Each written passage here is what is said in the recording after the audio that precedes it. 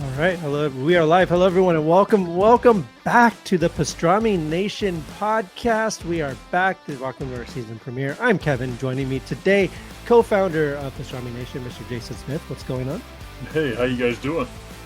Good, man. It feels good to be back, and of course, Christian Nicorda. What's up, man? What's going on? It feels very good to be back. It does, man. It's very, very exciting to be back. Thank you all for joining us. Thank you all for checking out the show. On today's show, we're going to be talking about the big four superhero movies that came out this year. We'll remind you what the fourth one is as we get down the list, but we're going to talk about them, talk about what some of our favorites were, and we're going to rank them. We're each going to have our own personal rankings of them and kind of talk about them and what we thought of them. We're also going to be talking about kind of our 3 or 4 favorite things from this year. So it's not necessarily after the superhero talk. We're going to be talking about movies, TV shows, events, things that we got into this year that we really, really enjoyed. So that could be, like I said, movies, TV shows, whatever it may be.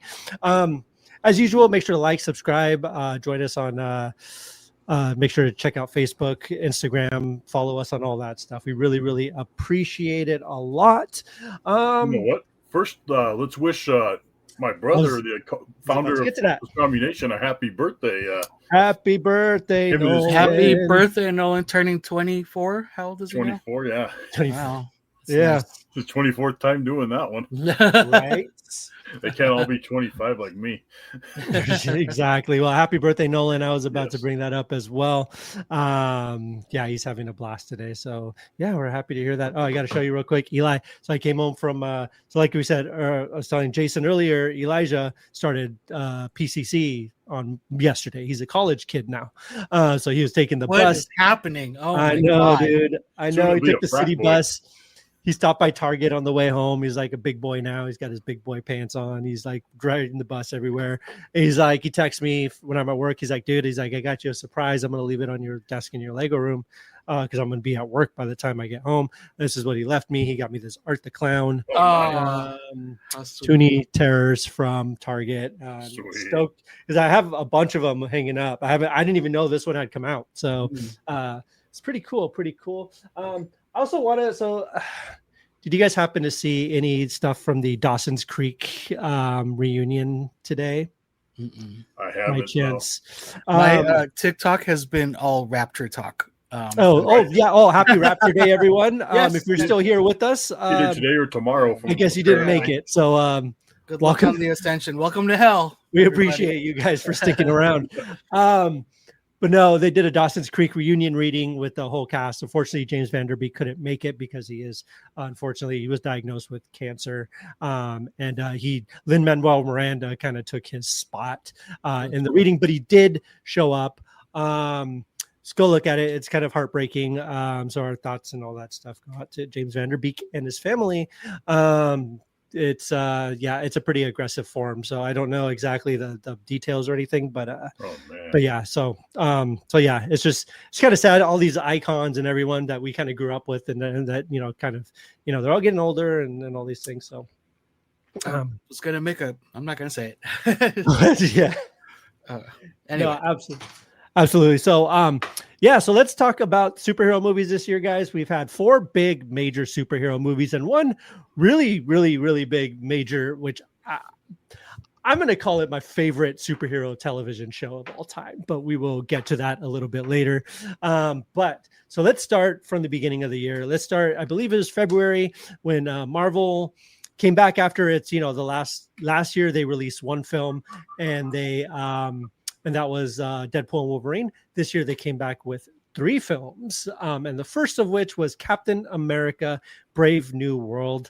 So we've talked about most of these movies already on the podcast, but I wasn't a huge fan of this movie. One thing that so there was some news today that came out about the new Vision series that's going to be on Disney Plus.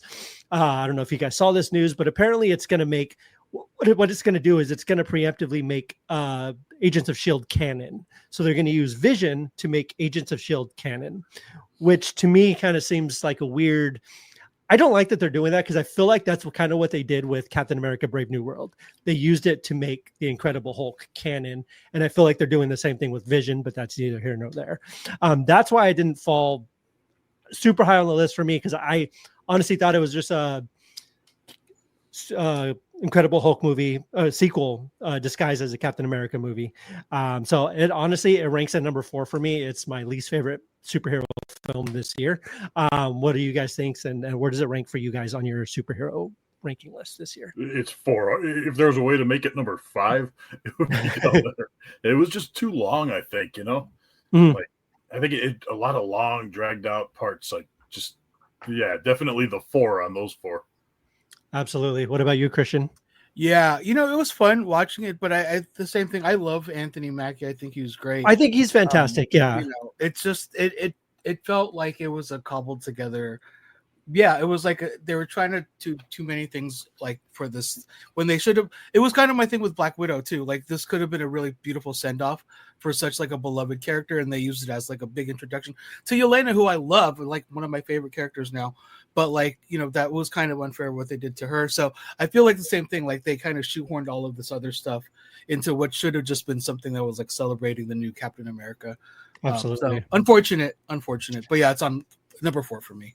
Absolutely. Yeah. So that's where I'm at too. So this next one is actually my spoiler alert, it's my actually favorite so far this year. Honestly, I think Thunderbolts killed it for me. I think Thunderbolts absolutely just amazing. The way it just dealt with mental health alone was just incredible. But the action sequences were great. I thought the CGI was really well done. I thought all of it, the like inside the head and stuff like that, all the mental, like I said, the way they dealt with mental health and mental illness and stuff like that was I never seen it like done like that on film or anything like that. There's a scene at the end with all of them and Bob, and they're trying to save him from himself.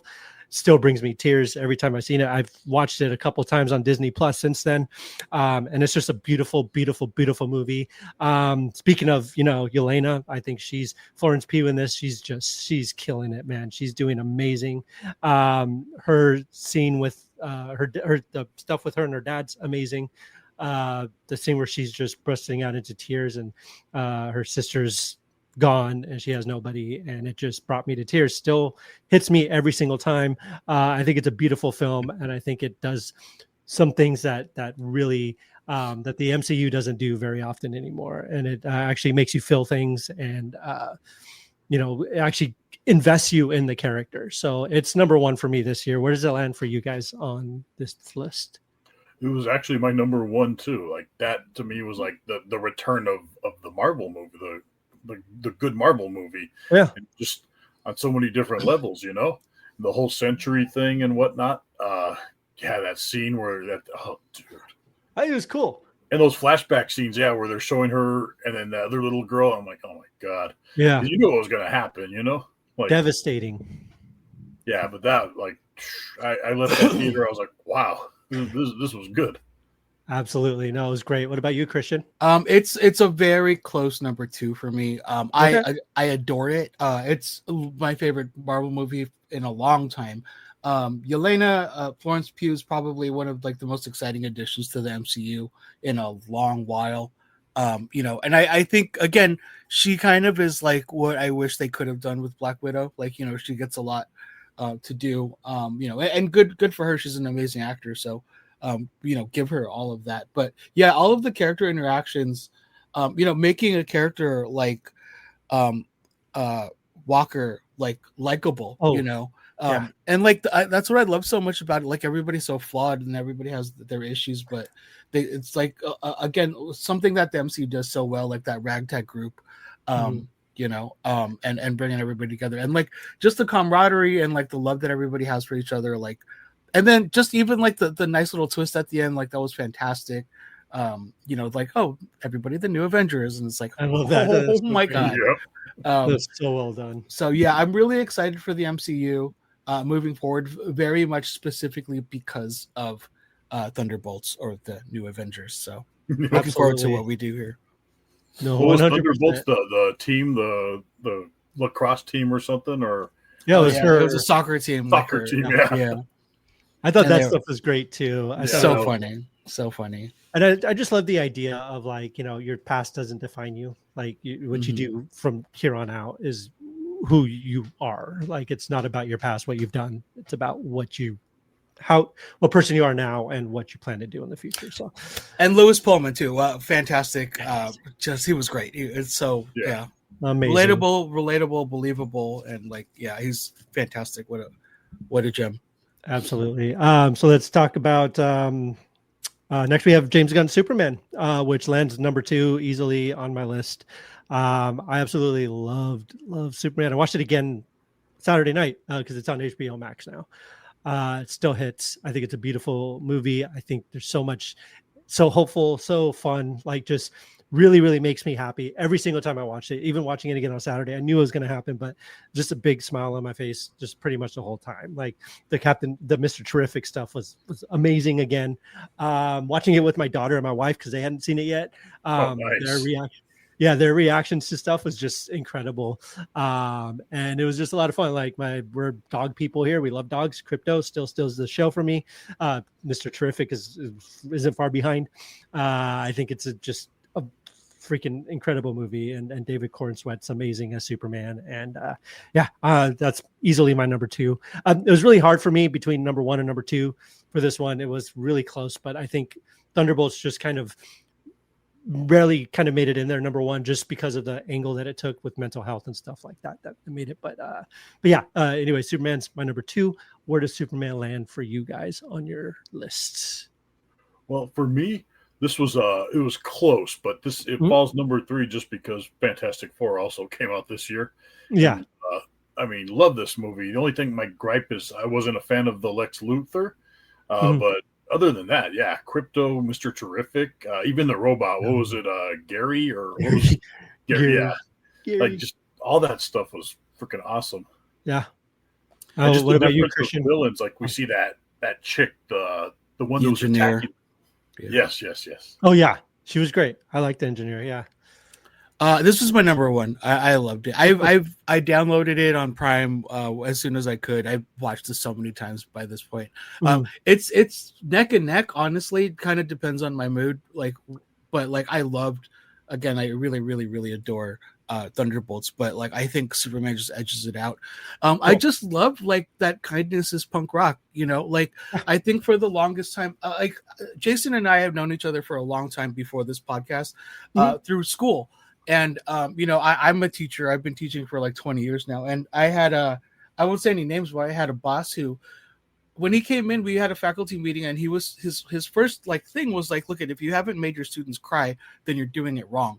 And I wonder who, but I vehemently disagree with that. I'm like, and I, for a long time during my career, people were like, you need to be harder on your students. You need to be harder with the students. And I fought against that. And I still stand by that. You know what I mean?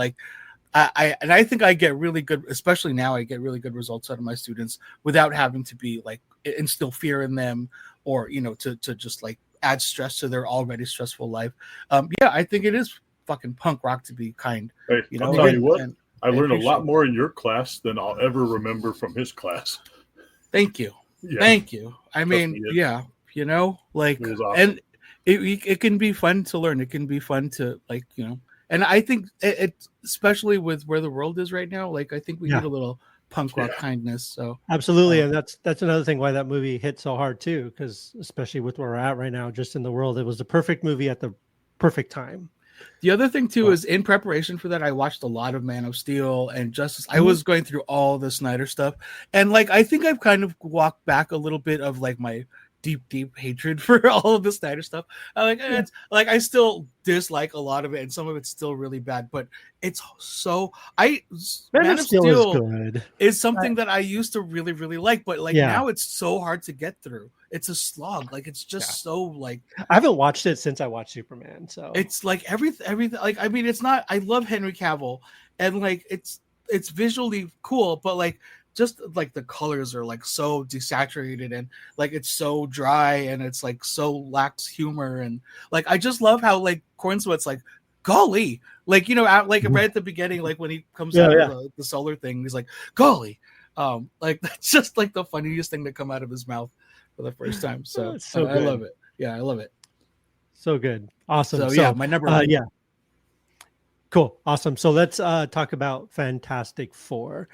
Jason, I think you should take lead with this because I think you liked it more than we did, or at least more than I did. As a kid, I grew up, like that was the thing, was always my character. Like when I was a kid, like that big orange rock guy, maybe I related because I was, but, and I mean, I've never really been sold on the whole Michael Chiklis. I watched them at the time because they were there, and there was that horrible movie that they were making in the early 90s. I don't know if you guys remember seeing. The Roger Corman one. Yeah. Mm-hmm. Yeah. God. But this, it was actually a CG thing that, he's how he's supposed to be. But I absolutely hated his fucking rock beard. Like that, oh, you didn't like that? No, I hated that. Like that was my gripe about it. But the Galactus stuff, like, damn, like just because usually in the different movies we see a big shadow or like a big solar storm or something coming, maybe a big hand. No, we actually saw this giant just walking through the streets of New York. Like when he lands into the water, I'm like, holy shit, that's fucking Galactus, Like, yeah, no, I hear you. Movie.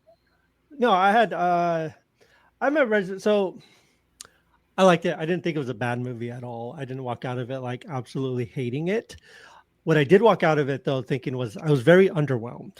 I was very much like, I don't know if I hyped myself up too much or if I was expecting something else. I just felt very kind of, I feel like Disney tried to reset. So I feel like Fantastic Four in a weird way was a reset for the MCU. And I felt like they just kind of were just playing it super safe. And we're like, okay, we're just going to do like nothing, like we're not going to talk about anything crazy. We're just going to be like, we're not going to do what we did with Thunderbolts. We're not going to do anything. We're not going to take any swings.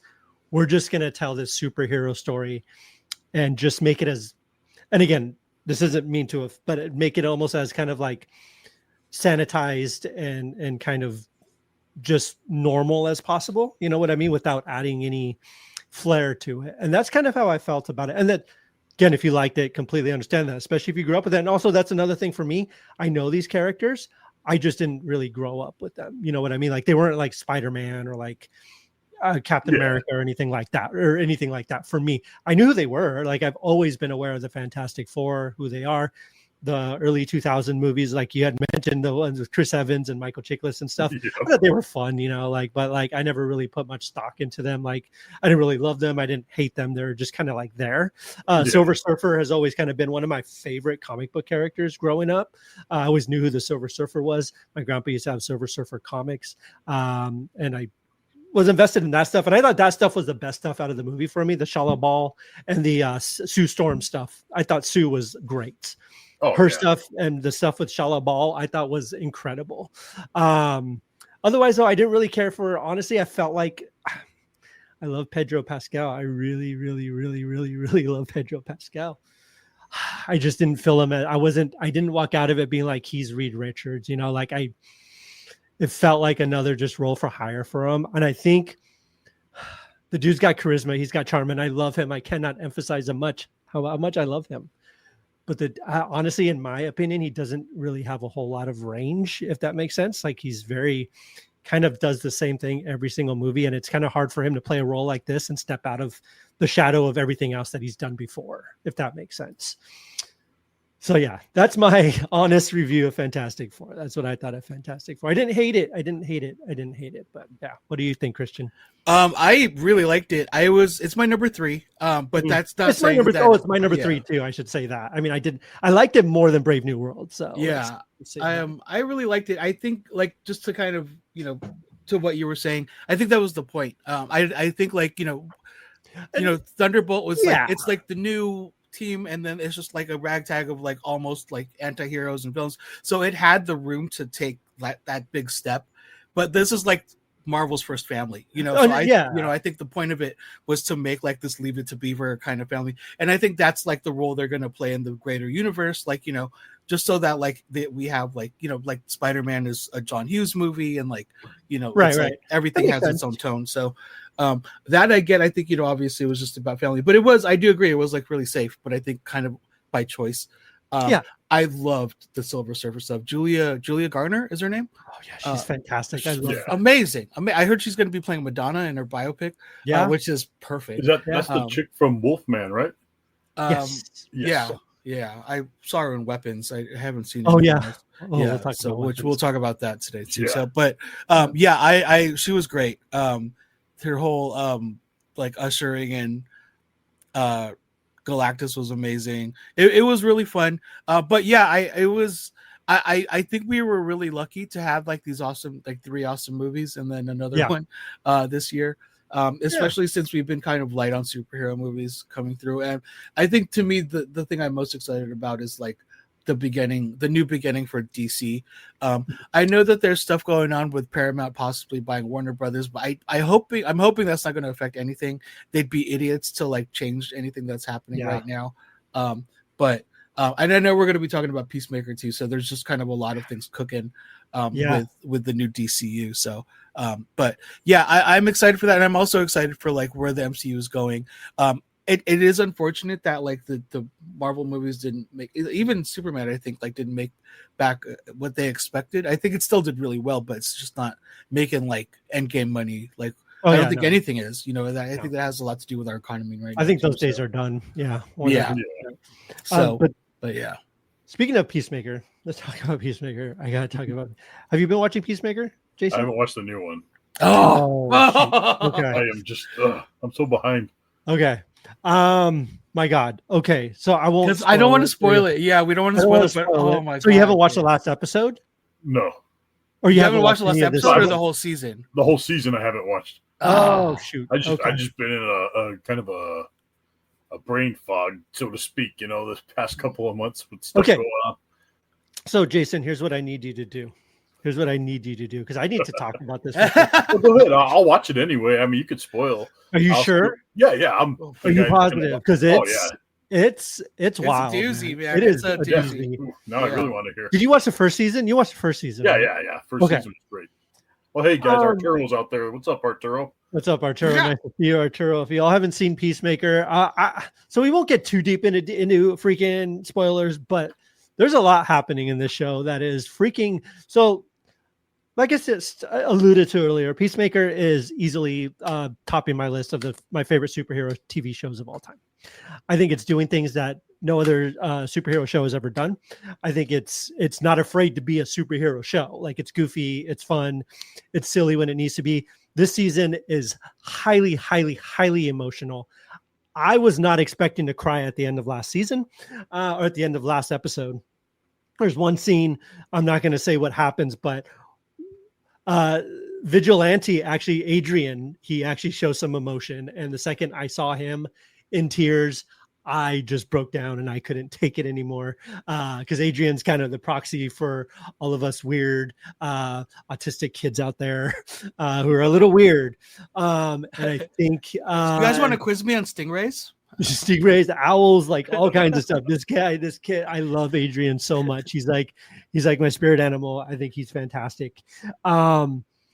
But the stuff with his dad and his brother in the other dimension is, I don't think, there's all these theories that are out there. I'm very, very curious to see where it's all going. One of the theories I picked up on right away, because like you kind of have to. And then there was one theory I just heard about the other day that I'm like, oh my God, I didn't see it. But like now they pointed out, I'm like, oh, that's Which totally about like the other Peacemaker. Oh, okay. About, like his actual, yeah. So like and then it makes total sense, which I love. Like, so brilliant. If this is true, if all of it's true, I'm so rumor. Well, actually, no, it's fact that James Gunn only showed the first 5 episodes to the critics, press, everyone in his circle. He claims he hasn't even shown the final 3 episodes to his own publicists, to his own agents, because he wanted to keep it a secret. I heard like 6 and 8 are like his favorite things he's ever done. Yeah, ever done. And even what's his name? Oh, I can't wait. Frank Grillo, Rick Flag Sr. has come out and said that episode 6 is his favorite episode of all time, like that he's ever worked on, if anything. So very, very excited for it. I think the stuff with Rick Flag Sr.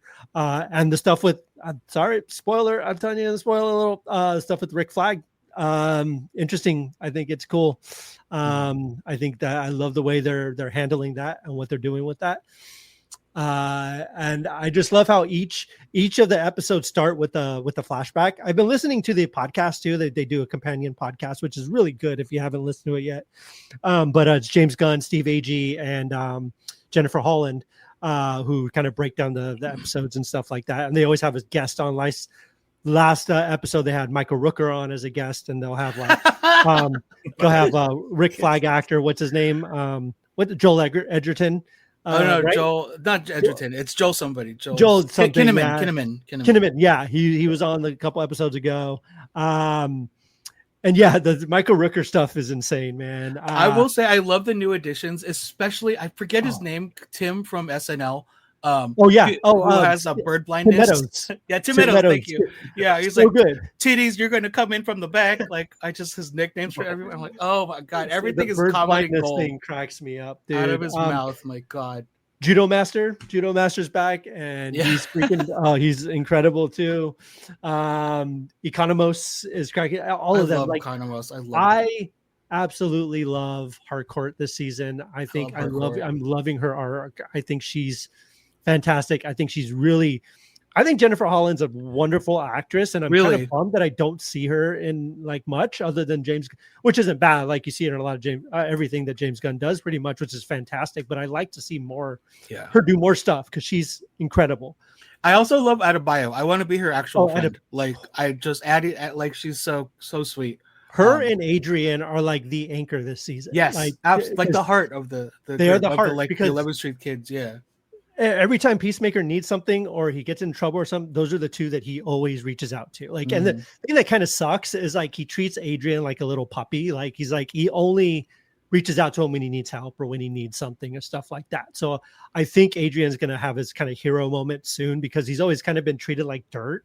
And I feel like he's starting to understand that now and kind of see that, especially with that emotional breakdown that he had last episode. I think it's going to kind of rewire something in his brain where he's going to understand that he's, kind of this puppy. I don't think he's going to turn against Peacemaker, but I think he's going to understand that he needs to step it up if he wants to be a real hero like Peacemaker and be on this level. The thing that I love about their relationships, and this I think has to do with James and like everything that he does, like with Guardians and everything. It's just like with all of these relationships that he creates, it's always like truth behind everything. Like there's never like yes men. They're like they tell people what they have to hear. They tell people the hard truth. Like and I think that's what like brings everybody so close together. Like if you look at like even like Mantis and Drax, 100%. Like it's just like they don't lie to each other. They don't try to like protect their feelings. They tell them exactly what they need to hear. And like you are very ugly. The basis of all the love. It's so cool, man. It's so great. Yeah. So I'm very, very excited with this Peacemaker. And this show, legitimately, I have no idea where it's going. Like, if you were to ask me where I think it's going to end, I'm like, I have no clue, which is nice to have. Like, I legitimately have no clue where it's going to go. So I'm very, very excited for the last 3 episodes. Every Thursday night on Max, they're showing, and they're just all of them are streaming now. I just started class, and one of my classes is Thursday night, so I have to wait till I get home like after 10 because I usually watch it like right at 6 or right at 7 or whatever time. Yeah, I have to wait till Eli gets off work now because he doesn't get off work till like 8 o'clock now. So I'm like, because I'm sick of spoilers. Like so the episode with Flag, we were actually at Disneyland when that episode came out, and I saw like the next day it was just all over my pages, like what had happened and what the episode was. I was like, damn it.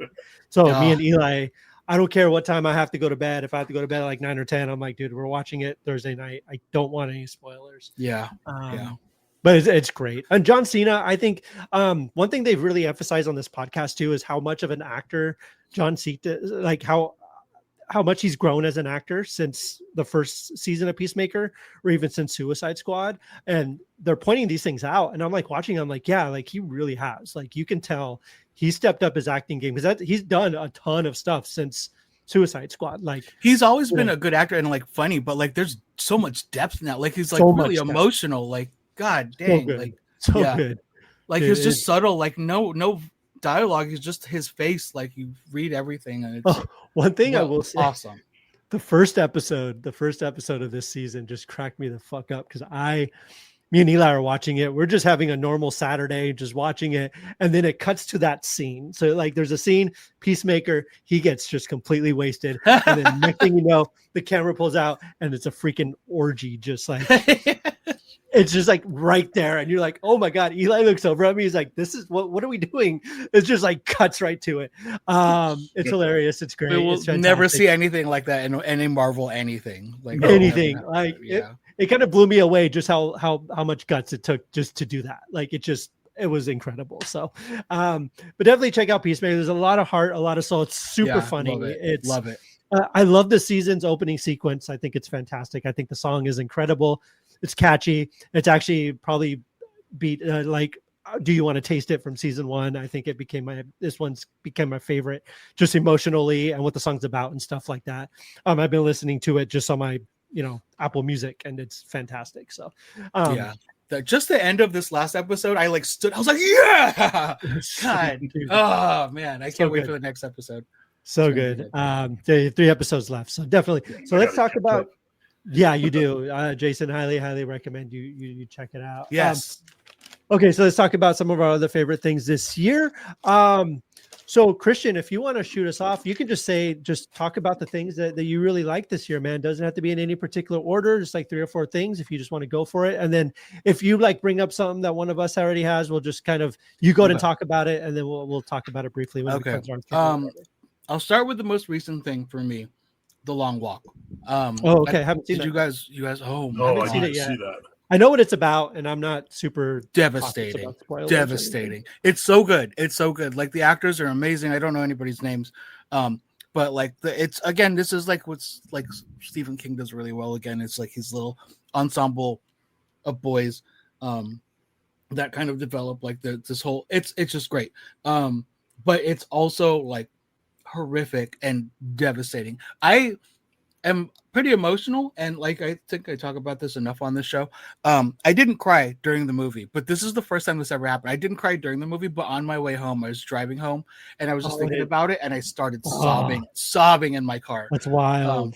But it was really good. I don't know. I wouldn't put it on like the whole like list of like Requiem for a Dream or like 12 Years a Slave. Like, oh, I love it, but I'll never watch it again.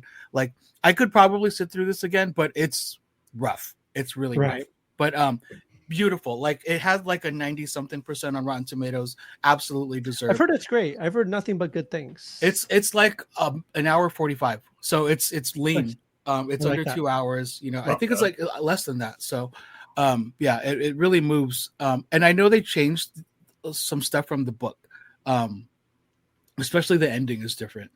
So if you've read the book or you're familiar with what happened in the book, there's still surprises for you. So awesome. Yeah, that was fantastic. Another thing for me was Caught Stealing. I haven't seen that yet either, man. One of my favorite movies of all time is Snatch. I love Snatch. Like that era of like Guy Ritchie. You like Dags. So this very much, it's Darren Aronofsky, but it was like kind of in the spirit of like an old Guy Ritchie movie. It takes place in 97. So unpredictable. Like I did not. There are some like immediate, like halfway through, you're just like, oh my God, what? And then it just keeps like you just have no idea where it's going to go. That's cool. I want to see that. I really do want to see that. But it was so much fun, so stylized. I now am fully convinced. What's the lead guy's name? Austin Butler. Elvis. I'm sold on him. Like anything he's in, I'll watch. Like I never watched Elvis. I kind of was like, I got the ick from him with all the interviews. Yeah. I really liked him in Dune 2. Like I thought he was awesome. Yeah. And he just steals it. Like he's fantastic. Like I buy him now, for sure. But that cast is great. Like there's one of my favorites is in that movie too. So actually two. So I love Zoe Kravitz, of course. Love Zoe Kravitz. Yeah, but Liev Schreiber is one of my favorite actors of all time. Sabretooth, right? I love him so much. Yeah. Sabretooth, he's in Scream. He's done like Ray Donovan, like all these. He's just such a good actor. Every time he shows up, I'm like, dude. Vincent D'Onofrio's in it too. Like it's almost. That's awesome. Oh, speaking of which, I had no idea going back to The Long Walk that was Mark Hamill. It was like halfway through the movie, I'm like, oh my God, because like you never see his eyes. He's got these big glasses on. He's skinny and like. He's doing his voice, and then you hear it for a second. You hear it, and then There it is. But yeah, that. And then I would say maybe it's hard. I mean, Sinners goes without saying. I think that's still my favorite of the year. Absolutely. I think we can all just kind of we skip Sinners for now, because Sinners is a whole other level of film that I could just do a whole episode still on. But anyway. Then the last thing for me, and I think it's going to lead into like what you guys might want to talk about, weapons. I loved Weapons, like loved Weapons. I haven't seen Barbarian. I didn't get a chance to see it before they took it off Netflix. So Jason, have you seen either one, Barbarian? I haven't seen any, and they're all on my list. I saw an extended scene of The Long Walk, and damn, I need to see that movie. I do have a question for you, Christian. Just it's not spoiler. I don't think per se, but I just want to know if Jason had watched it. But so Weapons. What's up with the gun in this guy, man? Have you that was it's just a metaphor, or because so just real quick, first, what are your thoughts on that? I saw an interview with the director. I can't remember his name, but he Zach kind of Kreger. with he's Zach doing Resident Evil too. He's doing the Resident Evil movie, which I'm very is cool. Yeah. I don't know, because I feel like if I had a big critique about the movie, I feel like he could have, like, it kind of was like a metaphor for like school violence. For him, that's what I figured.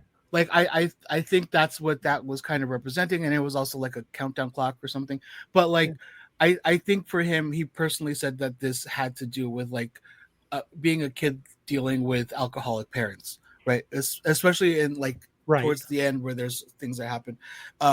So and it's very much based on like losing a friend. I think like he lost a close friend, so I think that's what this was all about. Yeah, so for the whitest kids, so I think this was like a real personal thing for him, and I think I get that people wanted this to have like more like relevant current stuff to talk about, but I don't think that was it for him. I think he was trying to make like this personal story. So because of that, and like I just like visually I loved it. I think it's very funny too. Very funny. Surprisingly funny. Yeah, surprisingly funny. I think maybe the ending or the twist is kind of like anticlimactic a little bit, but I still like really like it. So let me tell you about Barbarian without spoiling Barbarian for you. Okay. I liked Barbarian until you find out what's happening. And then once you find out what's happening, I completely didn't care at all. Like I was like, okay, cool. I feel like I've seen it before, and it just didn't really shock me. There was nothing there. I thought it was really great, the build up, and like you're trying to figure out what's going on. This is crazy. This is weird. But then once you got the answers and once you know what's happening, it's just like, okay. Like at that point, I just checked out. I was just like, done. That was my friend's review of Weapons. She didn't like the ending of it. She was just like, because she wanted it to be about something else, Same. I think I felt that to an extent with Weapons. I don't think I went all the way, because I did kind of like the angle that they took with it, and I thought it worked. But I also didn't feel like I was expecting something else. Like I was not thinking it was going to be that. You know what I mean? Yeah. But the performances, like I love the performances. I loved all the characters too. The focus on all the characters.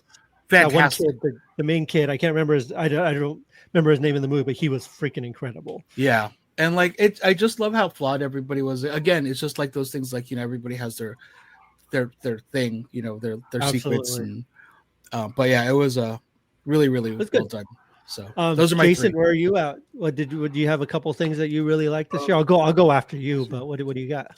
Let's see. I didn't make it out to the theater a whole lot just because I've been taking care of my mom and stuff. So like, TV or anything? I've been binge watching stuff on TV. So anything good? I binge watched that. Was it The Monsters? The Lyle and Eric Menendez. Oh, dude, they like the very first episode. Like I knew they killed. I always knew they killed their parents, but I didn't know like the whole details of it. Yeah, they went all they like get brutal. They went Autobot shuttle from Transformers the movie on them. Like damn, like holy shit. Yeah, they went wild on their parents. Yeah, and the way it jumps back and forth to different scenes, and like Javier Bardem was perfect to play that. As much of an asshole as the dad was, according to that, he was perfect in that role. Like freaking Javier Bardem nails everything. That guy's great. Yeah, and I one thing I didn't know was that the one brother had like he was losing his hair because there's like a scene where the argument at the dinner table, and then the mom just comes over and yanks off his hair, and he's like bald, like George Jefferson bald. And I guess his dad made him get like a hairpiece. I was like, holy shit, you know. And you can, now that you look at the picture of them when they were on trial when they're young, you're like, I can see that being fake. You know, that not the curly haired one. Lyle's the one with he's pure. He's like totally bald now. Yeah. Oh yeah. Absolutely. Yeah. Just let it go now. But yeah, it was like a 10-part series, but damn, so well done. I want to go back and I did watch the other one, the Jeffrey Dahmer. Now the next Monsters is what, Ed Gein? Ed Gein, that looks crazy. With Charlie Jax from Sons of Anarchy. I have issues with that, but I will keep them to myself because y'all seem excited about it. Well, Ed Gein is one of the most horrible, disgusting human beings on the planet. Yeah. No, I mean, I think that's all of them, right? Like, yeah, but like, I just don't like that they. First of all, you cast someone like Charlie Hunnam in that role. Like, if he can make you hate him, then that's how good of an actor he is. What's that? If he can make you hate him, I don't think. I think it's going to be. He's going to become a thirst trap, just like Ted Bundy and all these other things. I think they're gonna. It's. That's what Ryan Murphy does. He like turns these horrible people into these like, like after the Menendez thing came out, like all these people were like talking about how they needed to get out and how they needed to be paroled and how they were so hot and all these things. I mean, and it's if the parents really were that bad, we don't know though. But like, if they were that bad, then they deserved it. But I agree. But like that's if his dad was as bad as Javier Bardem was as the dad, like damn. No, I agree. But I also think if they were as bad as they were, like there would have been a lot more effort to put them, to have them prosecute that. You know what I mean?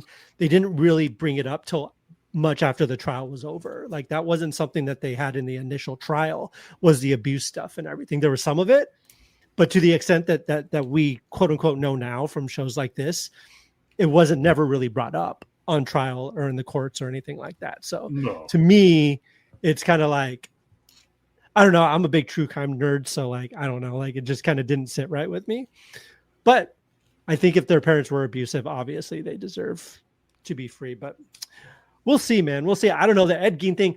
I think Charlie Hunnam's great. I'll have to watch it and find out and see what's up. But we'll see. God. Okay, so this is my hot take on Charlie Hunnam. I think Charlie Hunnam is I like him when he's British, but I mean, maybe now it's different, but his American accent he's the worst British actor to do American accents because he can't. Have you seen Sons of Anarchy? Yeah, and like I can hear his British accent through it. Like it's every time he does it, I can still hear like a little twinge of like British in him. But you see all these like Hugh Laurie. I'm like, I didn't even know, and like. Adrian from Peacemaker, Vigilante. He's British. British. Yeah, he's British also. I had no idea. Yeah, I had no clue. I didn't know about Charlie until like I had watched Sons of Anarchy. Then I saw an interview with him about the final season of it, and he's sitting there talking with a British accent. I was like, what? Like I didn't know that it was. Yeah, it's wild. Carlin Farrell. I had no idea. Yeah. He's not just Irish. He's fucking Irish. Oh yeah. Thank you very much. Irish. He's like brutally Irish. Speaking of which, too, shout out to Penguin for winning the Emmy for Best Actress. What's her name? Oh yeah, Christy. I can't remember her name. She was amazing. I'm glad that Maletti. I forget her name. Yeah. Anyway, sorry, Jason. Continue. So yeah. So let's. So weapons is obviously. Oh yeah. Oh yeah. Did you? What else you got? I almost binge watched. I didn't finish The Paper. Have you guys watched that yet?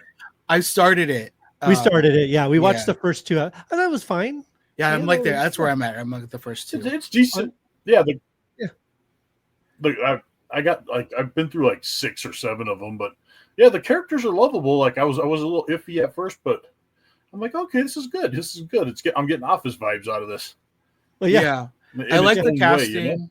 They're all new, unique characters. I forgot to mention King of the Hill. I binged the hell out of it. I did it all in one day. I love King of the Hill. Right there. Right? Oh, there you go. Yeah, dude. That was an all-day affair for me. Yep, all in one day. It's so cool to see them like where they're at now. I love it. So it was so much fun. Did you catch the picture of Bucky and Luann in Hank's room? Oh, really? Yeah, there's like a portrait. I was looking for other because my brother's been watching it again just to try to find Easter eggs and stuff. So I'm like, I should do that, Yeah, like see who shows up there and whatnot. I might do that. If I had Paramount, I'd be watching Beavis and Butthead. But I've been seeing clips of it on TikTok. It looks really funny. Oh yeah. But King of the Hill, oh my god! But yeah, I love King of the Hill. And they greenlit South Park's been doing great too. Yes. South Park's been doing some really, really good stuff. Oh my god, the King of the Hill thing at Comic-Con. Oh my god. Like, I didn't get the King of the Arlen. Oh, that's cool. And then I got I ended up getting I got how they give you those Comic-Con bags, like with the different, like you don't know which one you're going to get and then I ended up getting Abbott Elementary, and I was like, oh man, I really wanted the King of the Hill. King of the Hill. Well, it turns out Nolan and his wife, my brother, they're big Abbott Elementary fans. He's like, I'll trade you. My wife will love that one. I was like, okay. Easy. So now I got the King of the Hill one. Nice. Yeah, I love Abbott Elementary too. It's a good show. They did their crossover with It's Always Sunny in Philadelphia. It was freaking amazing. It was so good. So mine this year, obviously Weapons was great. I did really, really enjoy Weapons. We watched Hamilton on the big screen, which we hadn't done ever. They just re-released it for funsies. It was out for a couple weeks. That was a blast. It wasn't particularly a sing-along, but like you're going to go see something like Hamilton in theaters, you got to expect some singing along. It was a blast. It was a lot of fun seeing it on the big screen. It felt like you had front row seats, and it was really, really great. They had the intermission and everything. It was just like watching it. I mean, it's the same thing as Disney Plus, but it was on the big screen, and it was amazing, and it was incredible. That was something really fun me and Ellie did. The other fun thing that me and Ellie did this summer, it's been a K-pop Demon Hunter summer, all summer. The soundtrack, the movie, all of it, and we went to go watch the sing-along when it released in theaters, and that was freaking so much fun. We had a blast. My daughter, she had fun. She was singing along. We were all just having fun and vibing, and it was just a really, really, really fun time. If y'all haven't watched K-pop Demon Hunters yet, definitely go watch K-pop Demon Hunters. How did the crowds do with the high note on Golden? Like they did okay. There was like different camps that in the screening I went to. That's tough, man. There was the theater kids that were next to me who you can tell that they just felt like they were the best singers in the world, even though, and no offense to anyone, it's a sing along. I'm not judging or anything, but at the same time, it's like, they just kind of had that like they were better than everybody and they can nail this note, but they were not nailing the note at all. 2 seats over, my daughter was sitting next to this little girl who was probably 6 or 7 years old, or 5 or 6 years old, the most adorable little girl ever. She was singing all the songs. She was nailing all of the notes. Like it was freaking incredible. Nice. She was singing along with Ellie and stuff. Like it was a blast. We had so much fun. But yeah, K-pop Demon Hunters has it's been our summer. It's been our soundtrack for the summer. It's been our movie of the summer, and it's just so freaking good. They're working on a sequel already. And I just think it's great.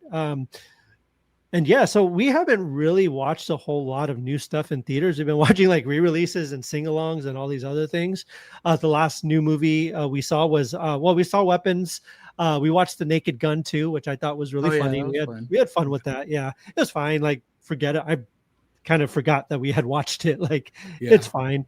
But yeah, we didn't really get out to the theater too. Me and Eli went to go watch the Demon Slayer anime movie, The Infinity Castle, which was kind of cool.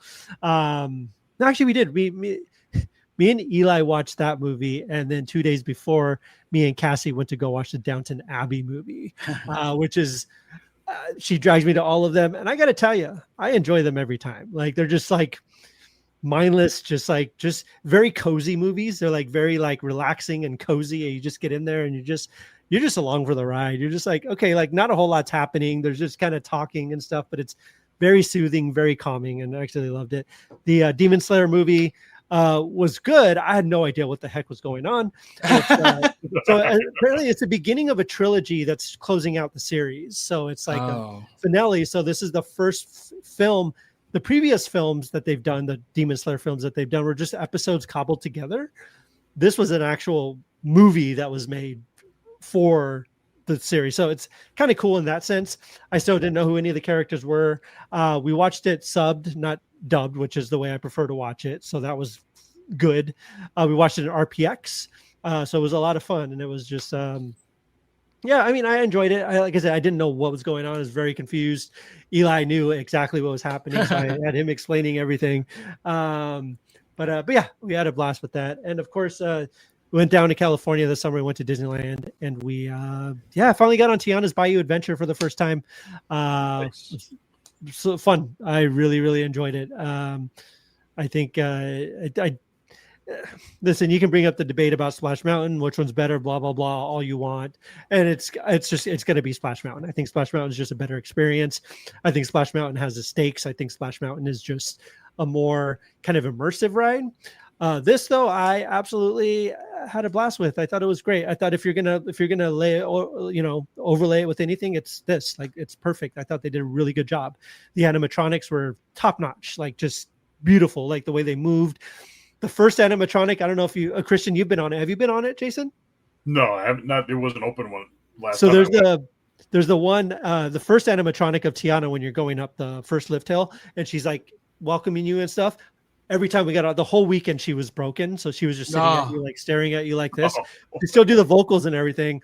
And me and Cassie were just joking. She's just surprised that we're all here, and she was just very happy to see us. Yeah, but every other animatronic was running great. The big Lewis animatronic was beautiful and gorgeous the way it moved. I thought it was, we got off of it and we wanted to do it again, like right away. So absolutely think that it was it was a lot of fun. And I think it's definitely, again, it's one of those safe things, right? Like kids of all ages are going to love this ride forever. And I think people are going to love it for as long as it's out. So yeah. So anyways, that was another highlight from this year. And I'm sorry, I'm just noticing I have one of my Lego sets here, and I'm just noticing a piece is missing, and I don't know what happened. I got to get to the bottom. No. I built the Deku tree. Nice. But it's missing one of the things, and now it's really, really bothering me where it could have went. So I'm gonna have to, after the show, I'm gonna have to check it out. I think that's our show, everybody. But before we check out, I do want to announce something, and I need to. I got to start selling these things and talking about this. So let me go ahead and bring this up. So I'm gonna pre-order link here. Let me see if I can share screen here. All right. So, of course, we are going to be talking about the Chronicles of the Unknown. The Chronicles of an Unknown. Of the Unknown is an anthology comic featuring 8 short stories, and one of them was written by me, yours truly. I'm very, very excited for this book. This book comes out October 7th. Just looking. Hey, look right here. We got the Tradition writer, Kevin Hoskinson. Yeah, I know that guy. For it. Yeah, right. Listen, y'all, it's very exciting. It's going to be the first time any of my work has been published like this. Very, very cool. What I'm going to do is I'm going to actually put the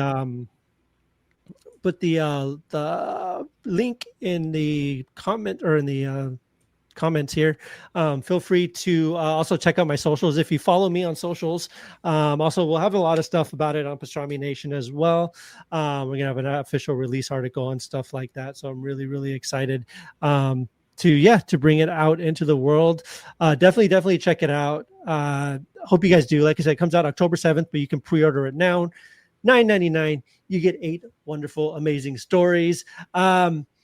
And listen, sometimes you read something and you see something and you're like, my gosh, like, what am I doing here? How did I have the luck to actually land in these like wonderful, there's so many great writers and artists that work on this thing that I'm actually kind of shocked that I'm even in it. It's actually one of the congratulations. That's awesome. Thank you so much. I'm very, very excited about it, but I'm also very like, these people are so much better than me. What am I doing here? Don't do that. I know that. You're gonna do fine. No, I know. But yeah, it's a really, really fun book. It's got everything from sci-fi to horror to fantasy to drama, just all kinds of. If you go to the website, kind of gives you a good little synopsis of all of the stories. And I've never heard one of my stories described like this. The Tradition. It's generational nightmares take root in this poetic, chilling vision of inherited trauma. I read that and I was like, Ooh, that's a good description of my story. It's kind of cool. Anyways, the link's right there. Follow me on social, Kevin Hoskinson, Kevin_Hoskinson. And I also have a bunch of links on there as well for the pre-order. So yeah, we're very, very excited for that. Just wanted to shout that out there. And yeah, go check it out. You guys will. It's the perfect time of year for it too. It's kind of spooky season. So definitely get something weird out there and get that for the comic book lover in your life for Christmas or Boo Basket, whatever y'all are doing this year. So. To get it for myself to read. Get it for yourself to read. And, if I know you guys or whatever, hey, listen, autographs are always free. So I'll hook you guys up. So I'll remember that. Yeah, no, absolutely. So anyways, that's our show, everyone. Thank you all for joining us. Thank you all for checking it out. We really, really appreciate it. It's nice to be back. We'll be back in a couple weeks. We have some really cool guests lined up and everything like that. So we'll be talking to some really, really cool comic book writers and stuff like that in the upcoming, the near future. But right now, like I said, catch us here every other week on Pastrami Nation. Socials, Pastrami Nation. You can find us on Facebook, Instagram, YouTube, TikTok, all that fun stuff, Pinterest. You can also find me, Kevin Hoskinson, Kevin_Hoskinson on Instagram, Facebook, Threads, all that fun stuff. Find me on TikTok, however much longer TikTok survives. We'll see what happens. Yeah. Who knows? But as long as TikTok's around, I'll be there. And it doesn't seem too sketchy. I like you. Were you talking? Rapture Talk has been weird, dude. I've been on Rapture Talk. It's so funny. It's so funny. It's hilarious. But anyways, Jason, where can they find you? MySpace. You can be on my top 8. Let's see. There you America go. Online. That Jack in the Box in the corner over there. There you go. Got some Of course. stuff jalapenos on my mind. I like it. Oh, they're so good. Yes. Christian, where can they find you? Instagram, Christian Nacorda. Come find me. Let's draw. Awesome. Well, y'all, thank y'all so much for joining us, and we will see you guys in a couple weeks, and we'll talk to y'all later. Alrighty, bye-bye. Take care, guys.